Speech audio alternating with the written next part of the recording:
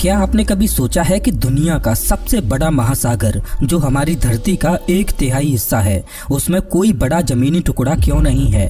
क्या वो जगह सिर्फ पानी से भरी है या वहां दबी है एक ऐसी कहानी जिसे समझे बिना हम धरती को जान ही नहीं सकते? ये है हमारी पृथ्वी, नीले पानी और हरे महाद्वीपों से ढकी एक अद्भुत दुनिया। लेकिन क्या आपने कभी गौर किया है कि इस सुंदर ग्रह का एक हिस्सा कुछ ज्यादा ही खाली सा क्यों लगता है? जब हम दुनिया का नक्शा देखते हैं तो Asia, Africa, Europe, North America, South America, हर तरफ जमीन ही जमीन नजर आती है। लेकिन अगर हम नक्शे को घुमा दें और दूसरी ओर देखें तो कुछ अजीब ही दिखता है। धरती का एक पूरा हिस्सा जहां ना कोई बड़ा महाद्वीप है, ना कोई विशाल जमीन, वहां है तो सिर्फ और सिर्फ पानी। यही है प्रशांत महासागर। प्रशांत महासागर अकेला इतना बड़ा महासागर है कि इसके अंदर पूरा उत्तर अमेरिका, दक्षिण America, Africa, Europe, Asia, Australia और अंटार्कटिका भी आ जाएं तो भी जगह खाली बच जाए। इसका क्षेत्रफल है 165 मिलियन वर्ग किलोमीटर। यह धरती के पूरे सतही क्षेत्र का लगभग 30% है। इतना बड़ा महासागर और फिर भी यहाँ कोई भी बड़ा कॉन्टिनेंट क्यों नहीं है? यह सवाल जितना साधारण लगता है, इसका जवाब उतना ही रहस्यमय और चौंकाने वाला है। क्योंकि एक तरफ बाकी सभी महाद्वीप एक ओर सिमटे हुए हैं, जबकि दूसरी तरफ पूरी पृथ्वी का एक हिस्सा सिर्फ समुद्र से भरा हुआ है। आखिर ऐसा क्यों? क्या ये महज एक इत्तेफाक है या फिर धरती के इतिहास में कुछ ऐसा हुआ जिसने इसे जानबूझकर ऐसा बना दिया? जब आप नक्शा ध्यान से देखते हैं तो साफ दिखता है कि सभी महाद्वीप एक दूसरे से अजीब तरह से मेल खाते हैं, जैसे कोई बहुत बड़ा जिक्सो पजल हो जो टूट चुका हो। और इस पजल की शुरुआत होती है करोड़ों साल पहले, जब धरती पर एक ही महाद्वीप था जिसे हम आज पेंजिया के नाम से जानते हैं, और उस एक महाद्वीप के चारों तरफ था एक ही महासागर, पैंथलासा। जब हम कहते हैं कि प्रशांत महासागर दुनिया का सबसे बड़ा महासागर है, तो ये महज एक दावा नहीं, बल्कि ये एक ऐसा तथ्य है जिसे समझ पाना मुश्किल है। अगर आप इसकी विशालता का अंदाजा लगाना चाहते हो तो कल्पना करो कि अगर आप चिली और पेरू के बीच प्रशांत महासागर में हो और वहां से धरती को सीधा खोदते हुए दूसरी ओर निकलो तो आप कहां पहुंचोगे? हैरानी की बात यह है कि आप फिर से प्रशांत महासागर में ही आओगे, इस बार वियतनाम और ताइवान के पास। यानी पृथ्वी की दो विपरीत दिशाएं और दोनों जगह वही एक महासागर। धरती की परिधि लगभग 40,000 किलोमीटर है और प्रशांत महासागर के अंदर कुछ ऐसे बिंदु हैं जिनकी दूरी 20,000 किलोमीटर से ज्यादा है। यानी आधी पृथ्वी जितनी दूरी सिर्फ एक महासागर के भीतर। इंडोनेशिया से कोलंबिया तक फैला ये समुद्री क्षेत्र लगभग 20,000 किलोमीटर लंबा है। इतना लंबा कि इसमें चांद को 5 बार समाया जा सकता है और फिर भी जगह बच जाएगी। इतनी बड़ी जगह में आखिर क्यों नहीं है कोई विशाल जमीन का टुकड़ा? इस महासागर की विशालता इतनी है कि इंसानी आंखें उसे पूरी तरह से कभी देख ही नहीं सकती। अगर कोई व्यक्ति समुद्र के किनारे खड़ा हो तो वो क्षितिज तक मुश्किल से 5 किलोमीटर दूर तक ही देख सकता है। अगर कोई एवरेस्ट जितनी ऊंचाई पर उड़ते हुए प्लेन में बैठे तब भी वो प्रशांत महासागर का सिर्फ 370 किलोमीटर तक का ही हिस्सा देख पाएगा।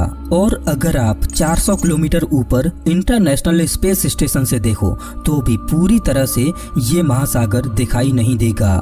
गूगल अर्थ पर अगर आप जूम करते जाओ और यहाँ तक कि 63,000 किलोमीटर की ऊंचाई से अगर आप जाकर देखो तब प्रशांत महासागर का 95% हिस्सा दिखता है, जबकि जमीन सिर्फ 5% ही नजर आती है। अब सोचो, जब एक महासागर इतना बड़ा हो कि उसमें पूरी पृथ्वी के सभी महाद्वीप समा जाएं और फिर भी उसमें जगह बच जाए, तो सवाल उठता है कि आखिर ये विशालता कहाँ से आई? क्या ये प्रकृति की कोई साजिश है या फिर भूगोल की कोई गहरी कहानी है? और यही जानने के लिए हमें लौटना होगा धरती के इतिहास में, जब सब कुछ एक था, एक जमीन, एक महासागर, एक कहानी।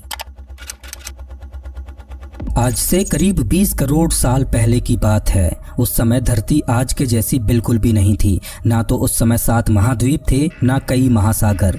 उस समय बस एक ही विशाल महाद्वीप था, पेंजिया, और उसके चारों ओर फैला था एक ही महासागर, पैंथलासा। यानी आज जिस धरती को हम टुकड़ों में देखते हैं वो तब एक ही बड़े टुकड़े में थी, और आज के सभी महासागर अटलांटिक, इंडियन, आर्कटिक, ये सब उसी एक महासागर के हिस्से हैं जो वक्त के साथ टूटते बिखरते गए। लेकिन ये बदलाव अपने आप नहीं हुआ, इसके पीछे एक जबरदस्त ताकत थी, वो थी टेक्टोनिक प्लेट्स की गति। धरती की सतह कई बड़े टुकड़ों में बटी हुई है जिन्हें हम टेक्टोनिक प्लेट्स कहते हैं। ये प्लेट्स लगातार खिसकती रहती हैं, बहुत धीरे धीरे, लेकिन कभी रुकती नहीं। साल 1912 में एक जर्मन वैज्ञानिक एल्फ्रेड वेगनर ने पहली बार बताया कि महाद्वीप स्थिर नहीं है, वो धीरे धीरे एक दूसरे से दूर या पास आते रहते हैं। इसी सिद्धांत को कहा गया कॉन्टिनेंटल ड्रिफ्ट थ्योरी। वेगनर ने समझाया कि कैसे पेंजिया नाम का एक महाद्वीप टूटकर अलग अलग हिस्सों में बटा और इन्हीं हिस्सों ने आज के कॉन्टिनेंट्स को जन्म दिया। और जब पेंजिया टूटा तो उस चारों ओर फैले महासागर पेंथलासा का सबसे बड़ा हिस्सा बचा रह गया, जिसे आज हम प्रशांत महासागर के नाम से जानते हैं।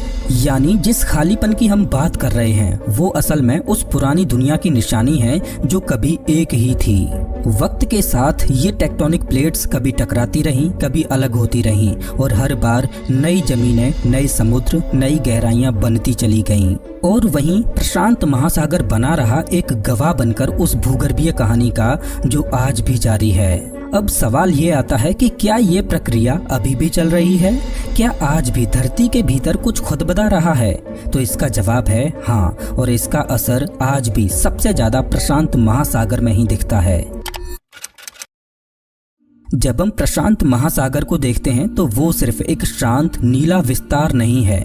इस विशाल समुद्र के नीचे चल रहा है एक भूगर्भीय संग्राम, एक अंतहीन संघर्ष जो धरती की सतह को बदल रहा है।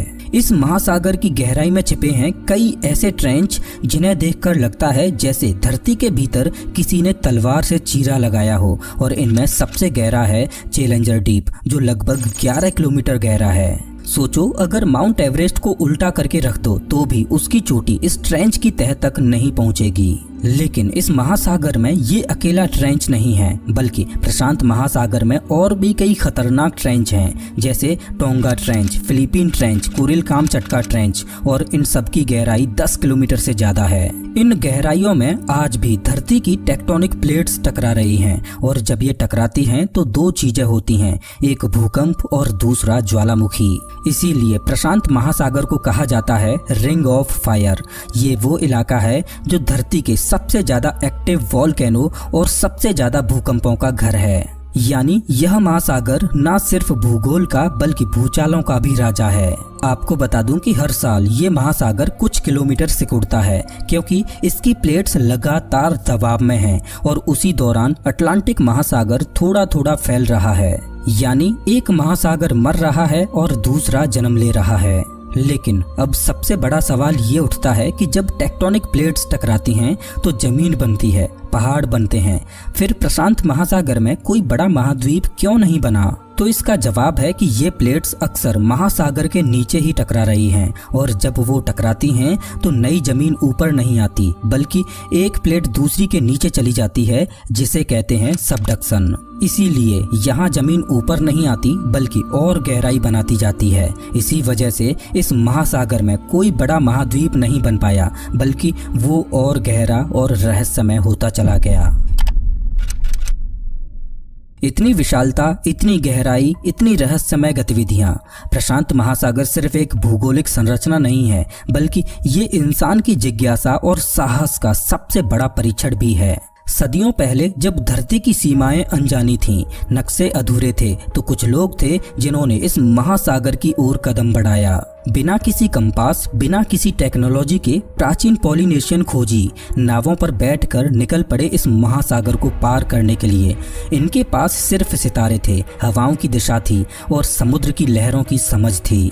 उन्होंने हजारों किलोमीटर का सफर तय किया बिना पक्के नक्शे के, सिर्फ अनुमान और अनुभव से। कभी फिजी, कभी ताहिती तो कभी हवाई। उन्होंने इस विशाल महासागर में 25,000 से भी ज्यादा आइलैंड्स की खोज की और हर द्वीप पर जीवन की एक नई शुरुआत की। अब सोचो, इतना बड़ा महासागर जहां चारों ओर सिर्फ नीला पानी है, हर दिशा एक जैसी लगती है और रास्ता कहीं नजर नहीं आता।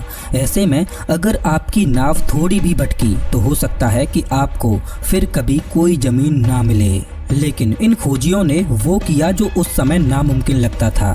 इन्होंने न केवल नए द्वीप खोजे बल्कि एक पूरे महासागर को अपने नक्शे में बदल डाला। और इसी वजह से आज जब हम प्रशांत महासागर की बात करते हैं तो ये सिर्फ भूगोल नहीं बल्कि इतिहास भी है, रोमांच भी है और इंसानी हिम्मत का प्रमाण भी है। आज हम सैटेलाइट से इसे देख सकते हैं, ड्रोन से इसके ऊपर उड़ सकते हैं और पनडुब्बियों से इसकी गहराइयों में उतर सकते हैं, मगर फिर भी इस महासागर का हर कोना अब भी पूरी तरह से समझा नहीं गया। हर गहराई में कुछ नया छुपा है, हर लहर के नीचे एक नई कहानी है, क्योंकि ये सिर्फ एक महासागर नहीं बल्कि ये है धरती की सबसे पुरानी और सबसे गूढ़ किताब। तो अब जब हम प्रशांत महासागर की गहराई, उसका इतिहास, उसकी विशालता और उसमें छुपे रहस्यों को जान चुके हैं, तो आइए एक बार फिर उस मूल सवाल पर लौटते हैं कि आखिर इतना बड़ा महासागर इतना खाली क्यों है। अब हमारे पास इसका जवाब है, क्योंकि ये महासागर उस दुनिया की विरासत है जो कभी एक थी। जब पेंजिया था तब पैंथलासा उसे चारों ओर से घेरे हुए था। पेंजिया के टूटने पर सारे महाद्वीप इधर उधर चले गए और जो बचा वो था प्रशांत महासागर। यह महासागर ना तो किसी एक भूगर्भीय घटना का परिणाम है, ना किसी एक भौगोलिक प्रक्रिया का। यह धरती के अरबों साल पुराने विकास के क्रम की निशानी है। जहां बाकी महासागर नए नए बने, लेकिन प्रशांत महासागर वहीं रहा, पुराना, विशाल और अकेला।